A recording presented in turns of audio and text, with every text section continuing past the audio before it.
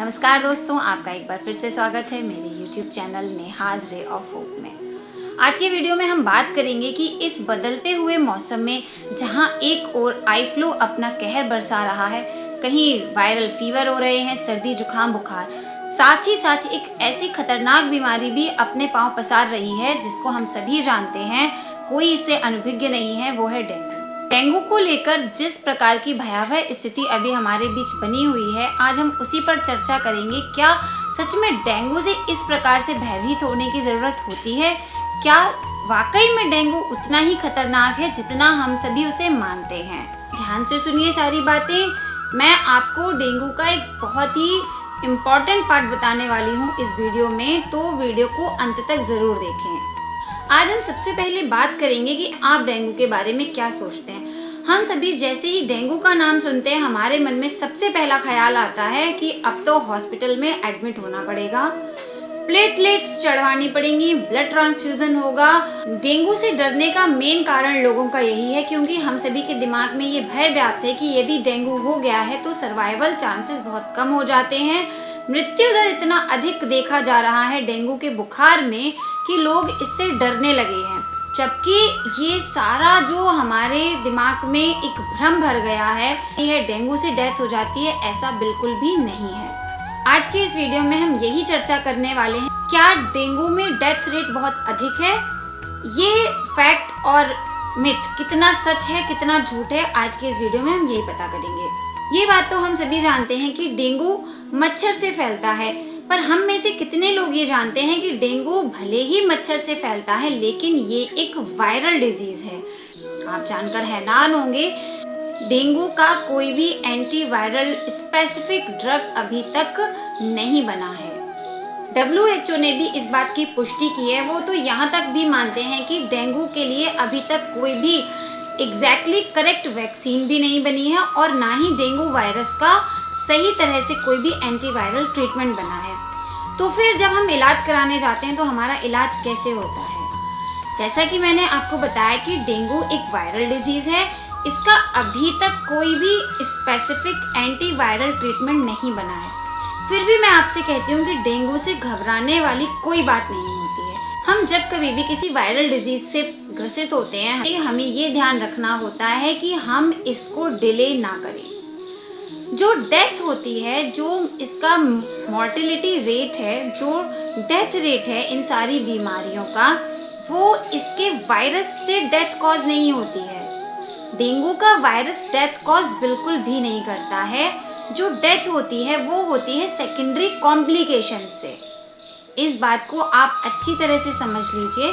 जब भी इस तरह की बीमारियों में किसी की अगर डेथ हो जाती है तो उसका कारण होता है उस व्यक्ति को सेकेंडरी कॉम्प्लिकेशंस हो जाना, या फिर वो व्यक्ति सीवियर डेंगू से पीड़ित है और उसके वाइटल ऑर्गन्स डैमेज हो रहे हैं। और जैसे कि मैंने अभी तक अपने हर वीडियो में आपको बताया है कि कभी भी किसी भी सिम्टम को नज़रअंदाज नहीं करना चाहिए।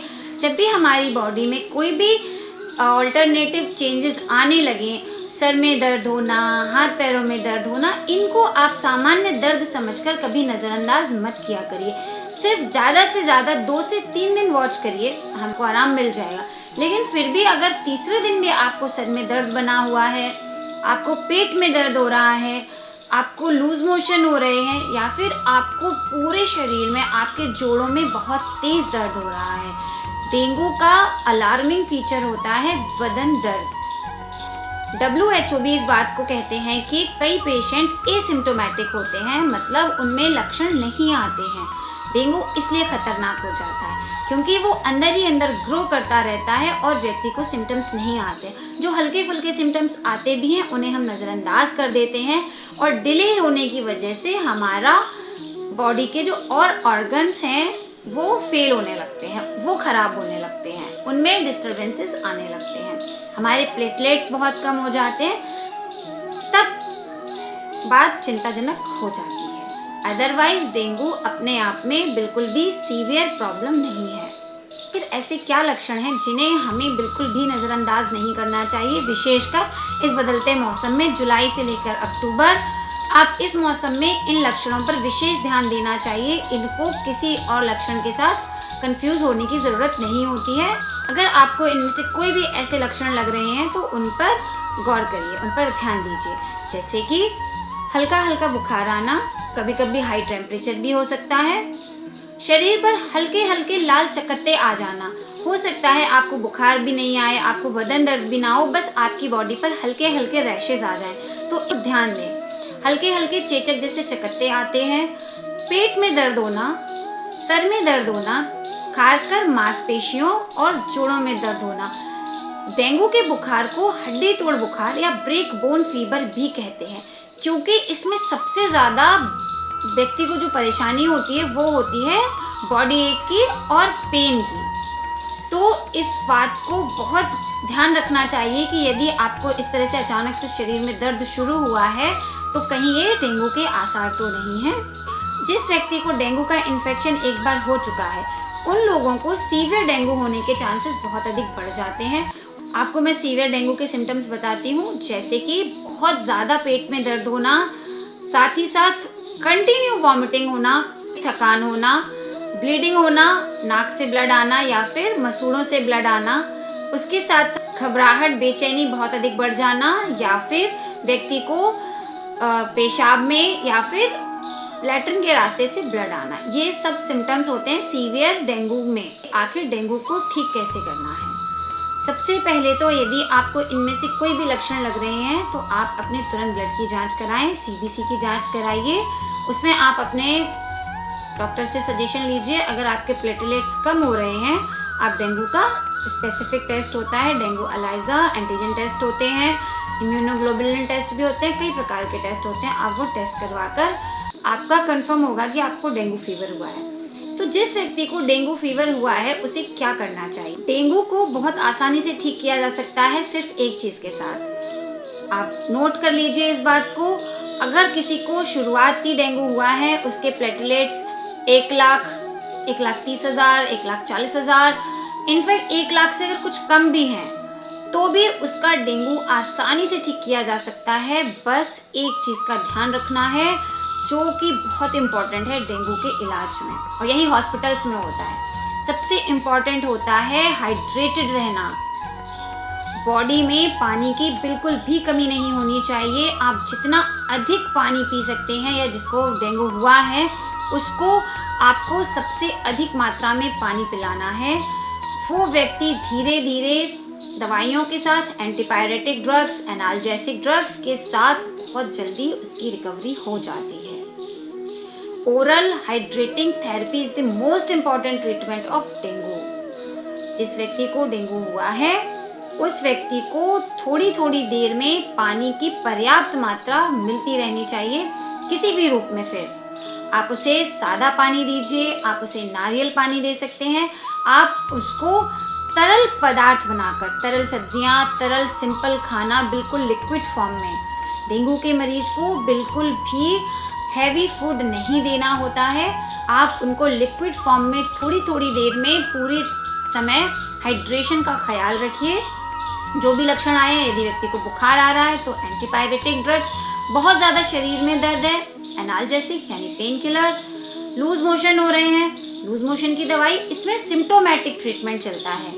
साथ ही साथ सबसे इम्पॉर्टेंट है ओरल हाइड्रेटिंग थेरेपी। यदि व्यक्ति पर्याप्त मात्रा में पानी पी रहा है उसको किसी भी तरह से कोई कॉम्प्लिकेशंस नहीं होंगे और सीवियर डेंगू में उसका डेंगू कन्वर्ट नहीं होगा। साथ ही साथ एक बात का ख्याल और रखना होता है, वो है अपनी ब्लड की जांच करना, यानी कंप्लीट ब्लड काउंट को रिपीट करना। पहले दिन जब हमने ब्लड टेस्ट कराया है, हमारे जो प्लेटलेट्स हैं इनको मॉनिटर करना बहुत इम्पॉर्टेंट होता है। इसलिए अगले 24 घंटे बाद दोबारा आप अपना सीबीसी या फिर टीएलसी, डीएलसी का काउंट करा सकते हैं, जिसमें आपके प्लेटलेट्स और ब्लड हीमोग्लोबिन की क्या सिचुएशन है ये मॉनिटर करना बहुत इम्पॉर्टेंट होता है। अगर वो बहुत तेज़ी से ब्रेकडाउन नहीं हो रहे हैं, आपके प्लेटलेट्स स्टेबल हैं, घबराने की कोई ज़रूरत नहीं है, आप आराम से घर में ठीक हो जाएंगे। तीसरा विशेष ध्यान रखें रेस्ट का। जिस व्यक्ति को डेंगू हुआ है उसे पर्याप्त मात्रा में अच्छे से रेस्ट करना चाहिए। इन 3 बातों का ख्याल रखकर आप बहुत जल्दी ठीक हो जाएंगे, कोई प्रॉब्लम नहीं होगी। साथ ही साथ आप अपने प्लेटलेट्स मॉनिटर करवाइए। अपने फिजिशियन की सलाह के साथ उनके ऑब्जर्वेशन में आप अपना ट्रीटमेंट करिए। डेंगू का एक और सिम्टम होता है, वो है लो ब्लड प्रेशर। डेंगू में जैसे प्लेटलेट्स बहुत कम होते हैं, वहीं एक दूसरा लक्षण भी आता है, बीपी बहुत ड्रॉप हो जाता है, बीपी डाउन हो जाता है, कई बार हाइपोवॉल्यूमिक शॉक की कंडीशन बन जाती है। इसीलिए मैंने आपको समझाया कि आधा तो हम डर से ही शॉक में चले जाते हैं, तो डरने की ज़रूरत नहीं है, इसको समझने की ज़रूरत है। डेंगू से घबराना नहीं है, बहुत आसानी से ठीक हो जाता है। बस हमें इन 3 बातों का विशेष ख्याल रखना है। पहले तो व्यक्ति पूरी तरह से हाइड्रेटेड रहे, पानी की बिल्कुल कमी नहीं हो। आप पानी को अलग अलग फॉर्म में दे सकते हैं, कैसे भी दे सकते हैं। आप उसमें इलेक्ट्रॉल मिलाकर, पानी में कुछ भी मिलाकर देना चाहें पेशेंट को, वो मिलाकर दे सकते हैं। सिंपल वाटर दे सकते हैं, दूध, लिक्विड फॉर्म में जितनी भी चीज़ें आपको समझ आ रही हैं आप पेशेंट को दीजिए। सॉलिड की जगह लिक्विड करके आप उन्हें खाना, पानी, सब चीज़ें लिक्विड में दीजिए। पेशेंट बहुत जल्दी रिकवर हो जाएगा। और दोबारा आपको डेंगू का इन्फेक्शन हो रहा है, इसमें क्या खास ख्याल रखना है। कई बार ऐसा होता है कि आपको 1 या 2 दिन तेज़ बुखार आया, आपने घर में बुखार की दवा ले ली, आपका बुखार ख़त्म हो गया, लेकिन उसके बाद आपको कुछ ऐसे सिम्टम्स जो मैंने पहले बताए कि बहुत अधिक पेट में दर्द, लगातार वॉमिट होना, कई दिनों वॉमिट होना, चक्कर, घबराहट, बेचैनी, ब्लीडिंग होना नाक से या गम्स से, इनमें से कोई भी लक्षण अगर आ रहे हैं तो इनको आप बहुत ध्यान दीजिए। ये सीवियर डेंगू के लक्षण हैं और ये बुखार उतर जाने के बाद ही बढ़ते हैं। तो ये जो लापरवाहियां हम कर देते हैं, हम सोचते हैं पेट में दर्द हो रहा है, घर में ही पेन किलर खाते रहते हैं, लूज मोशन हो रहे हैं, वॉमिटिंग हो रही है, हमने वॉमिटिंग की दवाई खा ली और हम इस तरफ गौर नहीं करते हैं कि क्या हमें डेंगू तो नहीं हुआ है। ये गलती जब हो जाती है तो डेंगू का जो मॉर्टेलिटी रेट है, डेथ रेट है, वो बढ़ जाता है। तो यदि आप प्रीवियसली डेंगू से इन्फेक्ट हुए थे या आपको कभी इन्फेक्शन हुआ था, तो इस मौसम में, इस बदलते मौसम में जब जो डेंगू का फीवर का टाइम चल रहा होता है, उस समय आप अपनी डेंगू की जांच जरूर करा लीजिए। डेंगू को आसानी से घर पर भी ठीक किया जा सकता है। ये सिचुएशन तब आती है जब हमारा केस बिगड़ जाता है, और केस तभी बिगड़ता है जब हम उसे नज़रअंदाज करते हैं या हमारी लापरवाही हो जाती है। इसलिए इन बातों का ख्याल रखें। साथ ही साथ डेंगू से बचाव के हमेशा ही कुछ तरीके बताए जाते हैं कि अपने आसपास पानी जमा ना होने दें। इस बारिश के मौसम में और उसके बाद के मौसम में आप अपने घर पर या तो सोते समय मच्छरदानी का प्रयोग करें, या फिर जो मॉस्किटो रिपेलेंट आते हैं, मच्छर भगाने के जो भी संसाधन बने हैं जिससे मच्छर घर में ना आए। विशेष करके ये ख्याल रखें कि डेंगू का मच्छर दिन में काटता है, तो दिन में मच्छर के काटने से बचना चाहिए। आप ध्यान रखें इस बात का कि घर में कहीं भी मच्छर ना हो। कपड़े कोशिश करिए कि इस प्रकार से पहने कि आपके बॉडी पार्ट्स कम एक्सपोज हो, आपके हाथ, आपके पैर, उन्हें ढक कर रखिए। आप ये बचाव भी रख सकते हैं। साथ ही साथ अगर आपको इनमें से कोई भी लक्षण लग रहे हैं तो उन्हें याद रखिए और तुरंत से अपनी डेंगू की जांच कराएं। आप अपने डॉक्टर से कंसल्ट करिए। इसको घर पर ही खुद से ठीक करने का प्रयास नहीं करना। अगर बुखार भी आया है, एक दिन आपने खुद से बुखार की दवा खा ली है, आपका बुखार रिपीट हो रहा है, बिल्कुल भी लापरवाही नहीं करें। आप अपने डॉक्टर से बात करिए। मैं खुद बताती रहती हूँ आपको टेस्ट, आप जा करके अपना ब्लड टेस्ट कराइए। सबसे पहला ब्लड टेस्ट हमेशा CBC कराना चाहिए। ये हो गए कुछ प्रिकॉशंस और कुछ जानकारी। एक और विशेष बात, आप इसमें होम्योपैथिक क्या अप्रोच है। आप सोचेंगे कि डेंगू का बुखार है, डेंगू की जो सिचुएशन है उसमें होम्योपैथी की क्या अप्रोच है। हमेशा की तरह डेंगू के फीवर में भी होम्योपैथिक ट्रीटमेंट की बहुत अच्छी अप्रोच है। सिम्टम्स के लिए होम्योपैथी दवाइयाँ हमेशा सिम्टम्स को ट्रीट करती हैं। तो यदि आपको बहुत ज़्यादा जोड़ों में दर्द हो रहा है, आप पेन किलर खाने से बच सकते हैं। होम्योपैथिक में बहुत अच्छी दवाइयाँ हैं जो आपके जोड़ों के दर्द को ठीक करेंगी। आपको वॉमिटिंग आ रही है, उसको, आपके सारे लक्षणों को होम्योपैथिक दवाई बहुत अच्छे से ठीक करेगी। डेंगू में सिम्टोमेटिक ट्रीटमेंट होता है, तो आप सिम्टोमेटिक में होम्योपैथिक ट्रीटमेंट भी ले सकते हैं। डेंगू में सिम्टोमेटिक ट्रीटमेंट होता है, तो आप सिम्टोमेटिक ट्रीटमेंट के लिए होम्योपैथिक मेडिसिन भी प्रेफर कर सकते हैं, जो कि बहुत ही जेंटली आपको इन सब चीज़ों से बहुत आसानी से और बहुत जल्दी आपको ठीक कर सकती हैं। आपको जानकारी अच्छी लगी तो वीडियो को ज़रूर शेयर किया करिए, क्योंकि ये जानकारियाँ ऐसी हैं जो और लोगों तक ज़रूर पहुँचे। और अगर अभी तक आपने चैनल को सब्सक्राइब नहीं किया है तो सब्सक्राइब का बटन दबा दें। Thank you for watching. मिलते हैं अगले वीडियो में।